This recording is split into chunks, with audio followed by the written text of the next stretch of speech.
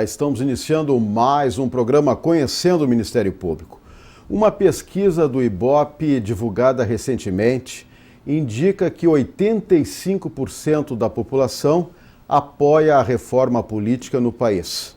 O levantamento foi encomendado pelo Movimento de Combate à Corrupção Eleitoral, integrado por várias entidades. Para analisar o tema, convidamos o Procurador de Justiça, Gilmar Maronese, que tem longa experiência na matéria eleitoral. Doutor Gilmar Maronese, quero dizer que é um prazer tê-lo aqui conosco no programa. Essa pesquisa diz o seguinte, que 92% dos entrevistados querem a reforma política a partir de um projeto popular, de iniciativa popular. E também 84% aceitam uma nova legislação a partir das eleições de 2014. O que o senhor acha disso? Bom, em primeiro lugar, quero agradecer a oportunidade para debater aqui esse tema tão importante que é a reforma política. E, na realidade, esse tema, reforma política, ele não nasceu agora com as manifestações populares de junho. É um tema que vem há muito tempo sendo discutido, inclusive no Congresso Nacional. Há propostas de mais de uma década que tramitam no Congresso Nacional. E, na realidade, a pesquisa acho que mostra uma situação que efetivamente se constata, onde a grande maioria da população brasileira está de acordo, quer uma reforma política. Isso eu digo que eu diria que é quase um consenso. A grande questão é que tipo de reforma política, quais as modificações que se pretende, tanto que aí começa a divergência e não há qualquer consenso, por isso também que não se consegue aprovar as modificações nos projetos, nas propostas que hoje tramitam no Congresso Nacional. Com relação às propostas que mais em voga ultimamente, inclusive essa do movimento de combate à corrupção eleitoral, elas, por tratarem apenas de questões infraconstitucionais, ou seja, de reforma da legislação eleitoral e partidária, elas não entram em questões, evidentemente, que são tratadas na Constituição Federal, questões importantíssimas, como, por exemplo, que para mim é uma das mais importantes discussões que tem que se estabelecer em termos de reforma política, que é a questão da desproporcionalidade na representação dos estados na Câmara Federal. Essa desproporção vem desde o tempo do regime militar e acabou sendo mantida na Constituição de 88. E esse, para mim, é um dos grandes problemas atuais e que só pode ser modificado através da reforma constitucional. Também a questão da reeleição não é discutida, que é um tópico importante. Então, evidentemente que as questões que hoje discutidas, né, elas teriam também que ser divididas, e a pergunta no sentido de que a população gostaria que fosse aprovada já para aplicação em 2014, nós encontramos um óbice, que é a regra o princípio da anualidade da lei eleitoral, previsto na Constituição Federal no artigo 16, que diz que as regras que alteram o processo eleitoral só podem ser aplicadas, né, se aprovadas mais de um ano antes das eleições. E, portanto, claro, não são todas as normas eleitorais que sofrem essa restrição. Seriam aquelas que alteram o processo eleitoral, como diz a Constituição, ou seja, aquelas que provocariam um desequilíbrio no pleito. Então, é possível aplicar para as eleições de 2014 alguns regramentos, alguma norma que seja aprovada mesmo dentro do ano das eleições, desde que essas normas não atinjam o processo eleitoral, ou seja, não causem desequilíbrio. Por exemplo, normas que tratem do controle dos gastos eleitorais, isso é possível, mesmo aprovado dentro do ano da eleição, serem aplicadas nas próximas eleições. Bom, um outro aspecto da pesquisa, ela mostra que 78% dos entrevistados são contrários ao financiamento de campanha por empresas privadas. 80% também dos entrevistados acreditam que ela deveria ter um limite para o dinheiro público e querem também uma punição mais rigorosa ao Caixa 2. O que o senhor acha? Bom, a questão do financiamento das campanhas é importante, mas eu sempre tenho dito, que antes mesmo de definir qual o modelo de financiamento de campanhas eleitorais, nós temos que criar instrumentos de controle da arrecadação e principalmente dos gastos de campanha. Porque realmente há muita crítica à forma de financiamento atual, que permite o financiamento de pessoas jurídicas, inclusive, além de pessoas físicas, e também há financiamento público, né, através do fundo partidário. Mas, na realidade, a crítica no sentido de que não há controle disso, mas, na realidade, pelo menos entendo, que nunca foram criados instrumentos, mecanismos que possam efetivamente fazer com que o Ministério Público Eleitoral, a Justiça Eleitoral, possam controlar não só a arrecadação, mas principalmente os gastos de campanha. Agora, voltando novamente à proposta do Movimento de Combate à Corrupção Eleitoral, eles já começam ali a criar alguns instrumentos, como, por exemplo, a questão dos gastos com pessoal, onde exige-se na proposta que todo o pessoal contratado seja por instrumento escrito e essas contratações comunicadas à Justiça Eleitoral num prazo de 3 dias. Mas ainda a proposta é muito tímida, ela tem que avançar, inclusive, especificamente na questão do pessoal. Me parece que só poderia alguém trabalhar uma campanha eleitoral após essa comunicação ter chegado à Justiça Eleitoral para permitir que ela fiscalize efetivamente. E uma série de outras questões, por exemplo, veículos utilizados em campanhas eleitorais. Por que não se exige que todos os veículos que sejam contratados sejam previamente cadastrados e informados à Justiça Eleitoral para que ela possa saber efetivamente, na hora na fiscalização, e depois, se a prestação de contas que vem posteriormente ao pleito, efetivamente ela representa aquilo que foi na prática mesmo. Então, sem instrumentos de controle, na verdade, fica muito difícil, inclusive, constatar a utilização do Caixa 2. Porque, mesmo com a proposta de retirar o financiamento das empresas, ou seja, das pessoas jurídicas, sem instrumento de controle, é bastante difícil que se constate, não é, a utilização de Caixa 2. E aí, nesse aspecto, embora a legislação, as propostas venham até no sentido de criminalizar o Caixa 2, eu volto a dizer, é uma tecla importante aqui, né? É a criação de mecanismos, de instrumentos de controle, qualquer que seja o sistema de financiamento. Aliás, com relação à limitação, evidentemente que o financiamento público ele tem que ter um limite, né? E ela tem isso que defende, e eu até me coloco, acho que dá para defender esse sistema no sentido também de tornar igualitária a disputa, mas hoje na legislação atual, além das eleições, ela prevê que todo ano de eleição se editaria uma lei fixando o limite de gasto de campanha. Só que esta lei não tem sido editada nas últimas eleições. Então nós temos que ter também cuidado quando se propõe uma nova fórmula, de que essa forma venha a ser efetivamente executada e implementada. Claro.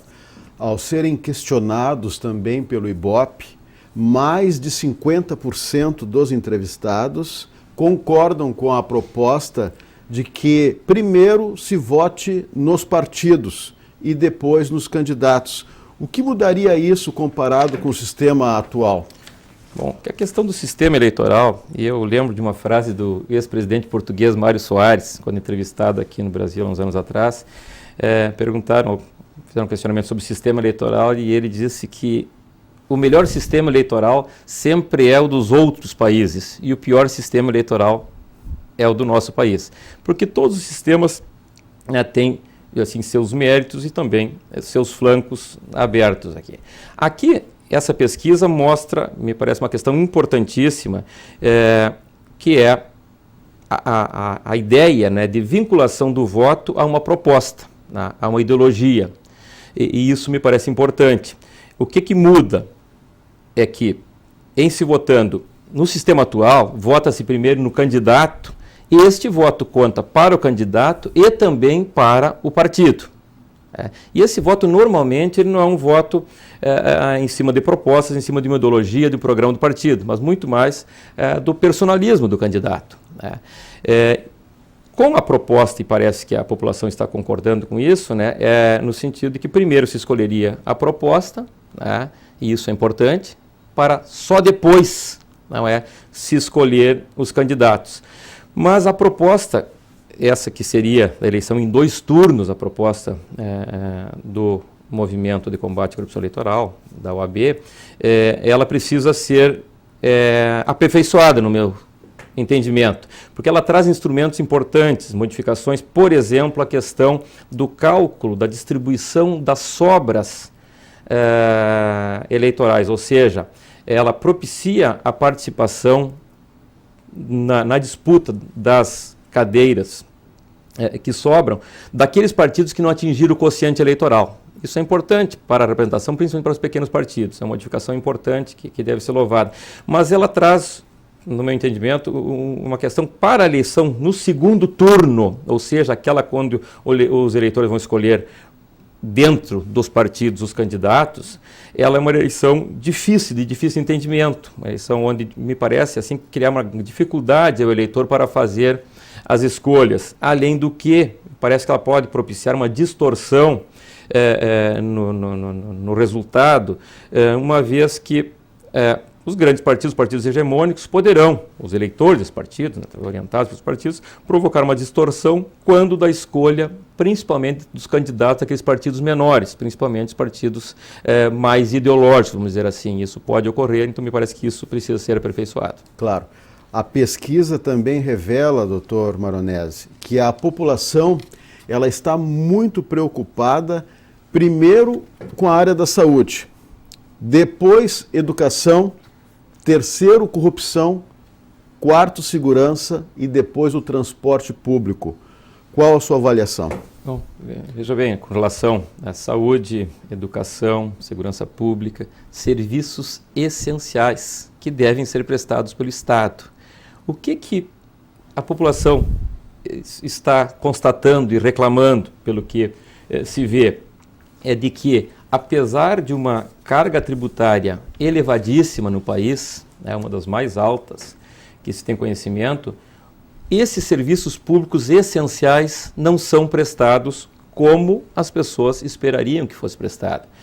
E ela vê, havendo essa arrecadação, uma grande arrecadação, e a não prestação de serviços, como a corrupção como um dos males, ou seja, muitos desses recursos são desviados via corrupção. Então, portanto, me parece que é importantíssima essa constatação da população, no sentido de que, em combatendo a corrupção, em exigindo das autoridades, não só dos políticos, mas também do judiciário, do Ministério Público, um trabalho de combate efetivo à corrupção, vamos ter mais recursos para a utilização e para aqueles serviços públicos essenciais. Eu acho isso importantíssimo e que a população continue cobrando e, principalmente, também verifique no momento das eleições, quando for votar, exatamente escolher candidatos, informar-se sobre os candidatos para depositar voto naqueles que, pelo menos até agora, sempre demonstraram ser pessoas probas, pessoas que, pelo menos em um primeiro momento, não demonstram que possam também praticar ou ser coniventes com a corrupção. O senhor também entende que essas propostas que estão sendo formadas por esse grupo de trabalho na Câmara dos Deputados para a reforma política são mais para flexibilizar a lei da ficha limpa e mais estão na contramão do que a população quer, pretende? Olha, Marco Aurélio, pelo que se divulgou pela imprensa, eu custo acreditar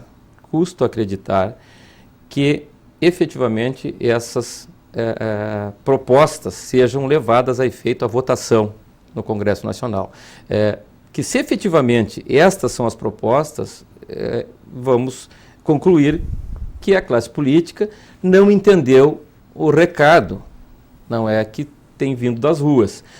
A questão até não é nem só flexibilização da questão da lei da ficha limpa, ela atinge outras questões que eu volto a insistir, inclusive flexibiliza a questão da prestação de contas, que é muito importante. E me parece assim que, não, com todo respeito, não me parece que isso vai ser levado a efeito. Me parece mais um bode na sala. Se coloca não é, como em discussão alguns aspectos que são sem dúvida nenhum retrocesso, para após então se discutir questões que efetivamente interessam, não é a população, interessam na mudança.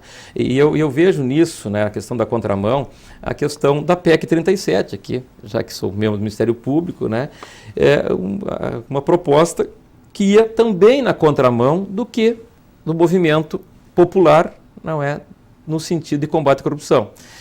Veja o seguinte, por que tirar de uma instituição como o Ministério Público também a possibilidade de investigar, entre outras questões, atos de corrupção? Aqui me parece que nessa proposta, pelo menos algumas das propostas que estão sendo ventiladas, viriam também na contramão e efetivamente não seriam, não acredito que sejam recepcionadas pela maioria do Congresso Nacional.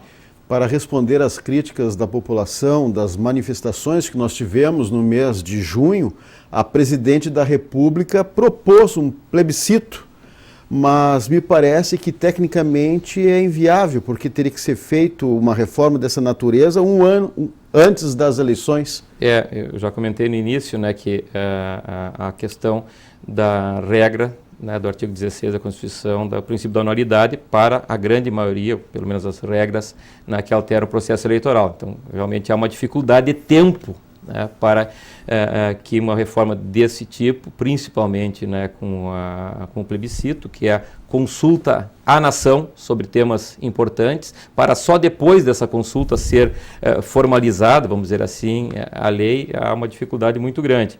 Me parece que o que seria possível seria fazer aquelas reformas mais urgentes agora e as matérias mais, os tópicos de fundo, serem discutidos durante 2014, com a convocação pelo Congresso Nacional de um plebiscito, que poderia inclusive ser efetivado, ser levado a efeito junto com as eleições de 2014. É que eu tenho uma preocupação muito grande, que normalmente as reformas ou as mudanças feitas de afogadilho, elas acabam não sendo boas mudanças, boas normas. Então, me parece que, embora esse reclamo das ruas, entendo que, com relação às questões, vamos dizer assim, mais de fundo, e que poderiam e até deveriam ser levadas à consulta da população, podem ser deixadas para um segundo momento. Agora, o Ministério Público Brasileiro vem acompanhando todas essas questões políticas, essas reformas, vem acompanhando de perto. Sem dúvida, até porque uma das funções previstas lá na Constituição Federal para o Ministério Público é a defesa do regime democrático. E, portanto, quem tem a incumbência de defesa do regime democrático deve estar sempre preocupado com a melhora da democracia, com instrumentos que melhorem a forma, né, principalmente, né, no sentido da questão eleitoral, da lisura do processo eleitoral como um todo, e, portanto, o Ministério Público, sim, está preocupado, está acompanhando, tem participado, inclusive, nessa semana mesmo, tivemos um evento aqui em Porto Alegre, da OAB, e outras entidades, onde o Ministério Público, tanto através da Procuradoria-Geral, como do seu órgão de classe, a Associação do Ministério Público, participou, tem participado e tem oferecido sugestões, né, para a melhoria da legislação eleitoral. E para o Procurador de Justiça, que tem uma longa experiência nesta matéria eleitoral, o senhor não tem dúvidas de que uma reforma na legislação é necessário? Olha, na verdade, Marco Aurélio, eu diria assim, quando fala em legislação eleitoral, né, seria um pouco mais restrito, quando se fala de reforma política, mais abrangente, incluiria outras questões que não especificamente a legislação eleitoral. Mas com relação à legislação eleitoral, em linhas gerais, a legislação eleitoral brasileira é boa. E ela veio aperfeiçoando nos últimos tempos, evidente, alguns retrocessos também, mas aperfeiçoamentos, ela teve aperfeiçoamentos, como a lei que pune a captação ilícita do sufrágio, depois a própria lei da ficha limpa, instrumento importantíssimo, e claro, tem algumas questões que ainda precisam ser melhoradas, mas ela é uma legislação em linhas gerais, uma legislação boa, razoável. O que ela precisa avançar, e aí é num aspecto um pouco maior, como eu disse no início, discutindo outras questões que são, vamos dizer assim, base. Quando eu falo na questão da desproporcionalidade da representação dos estados, isso me parece assim, isso parece ser um dos grandes problemas que nós temos, não na distorção da própria representação, porque veja o seguinte, os estados da federação são representados pelos seus senadores. A Câmara Federal, ela deve ter a representação aí do povo, da população, e nós temos uma distorção com estados pequenos com uma representação superdimensionada. Isso leva a uma série de distorções. Por exemplo, você faz a distribuição do tempo, parte do tempo, nos programas eleitorais ditos gratuitos, se faz levando em consideração o número de deputados federais que se elegeram por aqueles partidos. Mas esse número de deputados federais, na verdade, não representa o número de votos recebidos por cada partido. Há propostas, nessa proposta da OAB, e parte corrige isso no sentido de dar um tratamento, pelo menos um tempo maior, vamos dizer assim, aos partidos menores, mas ela também mantém boa parte desse tempo, continua fazendo referência ao número de deputados, que é uma distorção, tem que ser corrigido. Também ela faz referência na questão dos recursos públicos para a campanha eleitoral, também levando em consideração o número de deputados. Então, me parece assim, dessas questões, a questão da reeleição tem que ser discutida,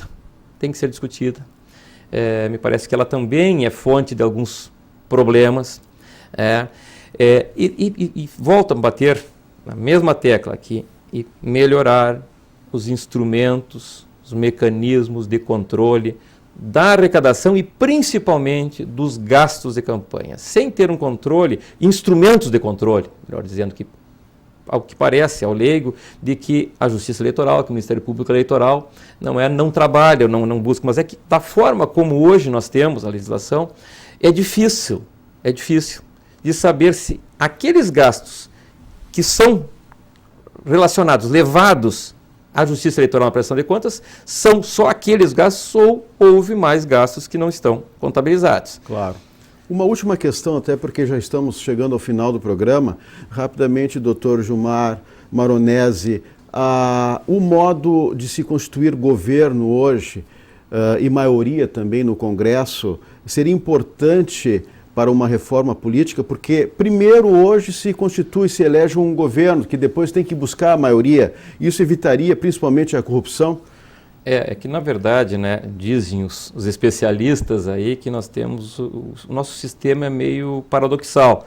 Nós temos, das grandes nações do mundo, talvez a única, que tem um sistema presidencialista com pluripartidarismo. Na verdade, o pluripartidarismo ele está mais ligado ao parlamentarismo. Então, nós temos exatamente isso. Se elege um presidente da República, com uma maioria absoluta, que se exige na lei, e só após ele vai buscar formar essa maioria. Mas me parece que aí a questão importante é de que essa constituição dessa maioria se dê em cima de normas programáticas, de um programa já previamente discutido com a população, e não da forma como algumas vezes se vê, não é do ponto de vista de um troca-troca. Então eu acho que essa é uma questão importantíssima, que se discute inclusive no próprio processo eleitoral, enquanto não se muda a legislação, o sistema seja esse, de que as composições se deem de forma mais programática e a população deve estar atenta a isso.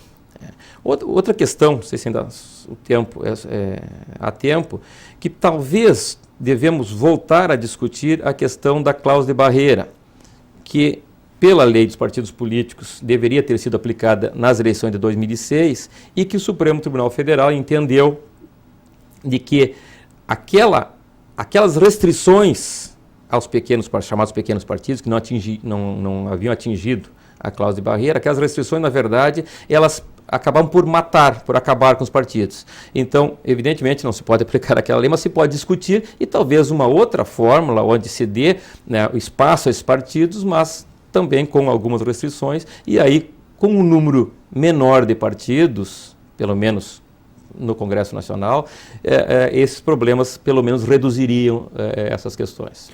Ok, Procurador de Justiça Gilmar Maronese, mais uma vez eu agradeço a sua participação no programa, a sua gentileza em aceitar o nosso convite. Eu que agradeço a oportunidade. Ok. Se você tem críticas, sugestões, mande um e-mail. Mande um e-mail para conhecendomp@mp.rs.gov.br. Lembramos também que esse quadro poderá ser revisto em nosso canal no youtube.com/conhecendomp. Na próxima semana voltaremos com mais um assunto de interesse da sociedade no programa Conhecendo o Ministério Público. Até lá!